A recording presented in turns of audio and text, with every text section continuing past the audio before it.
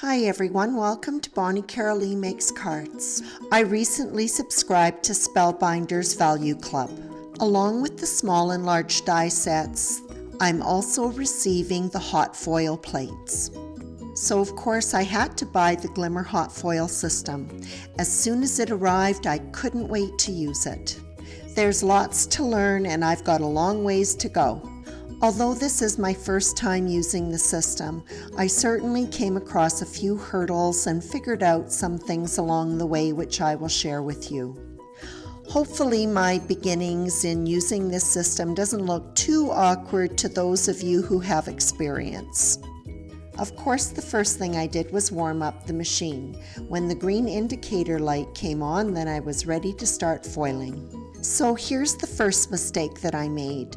I should actually have trimmed down my foil prior to those plates going on the machine and heating up. If the foil is not trimmed fairly closely to the plate, then there is a chance that it will get on your background. Having said that, though, it is very easy to remove. I use Couture Creations Creative Detailer tool to remove unwanted embossing and found that it is very effective for removing foil. So with the foil shiny side down, I place my panel over top. I am using an oversized panel for a good reason. My initial attempt was to foil on an A2 size panel, so don't laugh, you can imagine what that looked like, not at all centered. The platform is removed from the Glimmer system and replaces the one in the die cutting machine. I used both the spacer pad and the thin shim which came with the system to create my sandwich to go through the die cutter. I rolled it through the machine slowly. I went forwards and then I went backwards. That is probably unnecessary, but that is the habit that I have from die cutting. And there it is, not my first foiling piece, but the first one that actually gets made into a card. I repeated this process 4 more times, working on patterned paper from my stash. The plates in the Happy Birthday From Me to You set are interchangeable, making it very versatile. The oval frame can be changed up with 2 different sentiments and 3 different botanic pieces.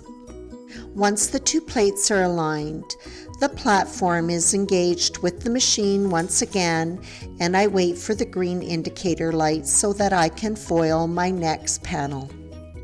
In just a very few minutes, I'm ready to start again. So just to review the steps, the foil is first trimmed down to approximately the size of the plates. The foil is laid shiny side down. You may have noticed that a couple of my plates are foiled. It doesn't hurt anything and they're still usable. But it did make me pay closer attention and ensuring that that shiny side is down. My pattern paper is laid face down. I use an oversized panel so that when I trim it, I can center my image. And finally, the spacer pad and thin shim are placed on top of the platform. So here's the next problem that I came up against. For the first couple of panels, I was creating my sandwich while the platform was still engaged with the machine. The platform does take a little bit of work to disengage it.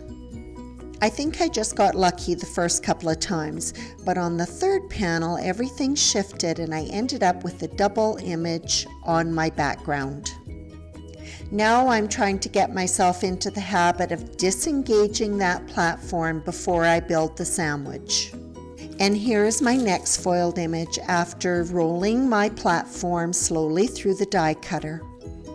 After I had all my panels foiled, I then worked on the primary sentiment. Yes, I remembered to disengage that platform before I built my sandwich. This sentiment from me to you also comes with a die. A little bit of low-tack purple tape holds the die in place while it is being cut. I also die cut sheet foam so that the sentiment can be stacked. All of the panels and the sentiments are laid out so I can decide how I'm going to finish off each one. And while I'm thinking about that, I glue the sentiment to the foam. All of the foil panels for these cards were die cut using Spellbinders rectangles, the third largest die, and mounted on sheet foam. For the yellow thank you card, the foil panel was mounted on the same pattern paper that was used for the main sentiment. In fact, you may notice the die cut hole in my panel as I couldn't find any more of that pattern paper in my stash. For the blue birthday card, the foil panel was mounted on Simon Says Stamps Surf Blue cardstock. The cardstock was cut with a scallop die from Simon Says Stamps Frames die set. I first attached the rectangle on the card base, centering it, and then attached the scalloped edging. For the pink thank you card, the foil panel was adhered to Simon Says Stamps Cotton Candy cardstock. The cardstock had been die cut with their A2 thin frames. The thin frame was replaced with silver foil paper. When working with the thin frames, it produces a three-piece background. I like to tape it together. It just makes it easier to get it centered onto the card base. The foil panel for this masculine birthday card was mounted on Simon Says Stamps slate cardstock, which had been die cut with Spellbinders rectangles.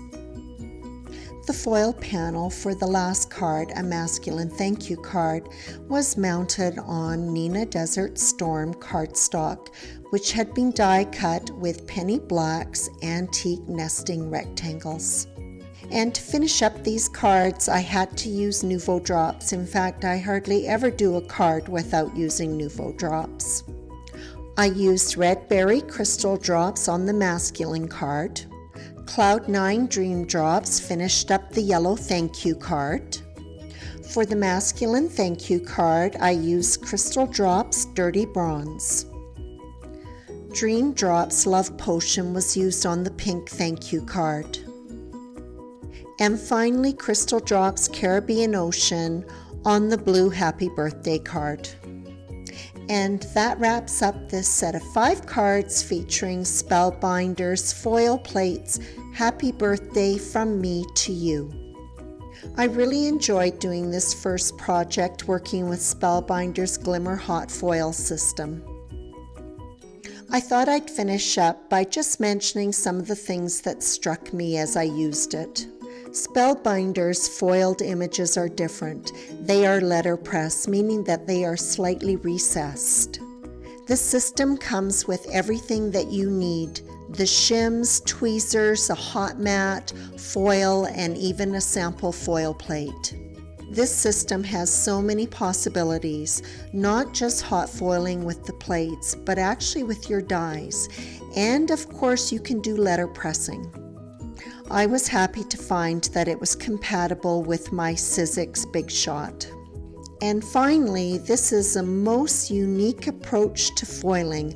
I love that their platform goes from their machine to your die cutter. How cool is that?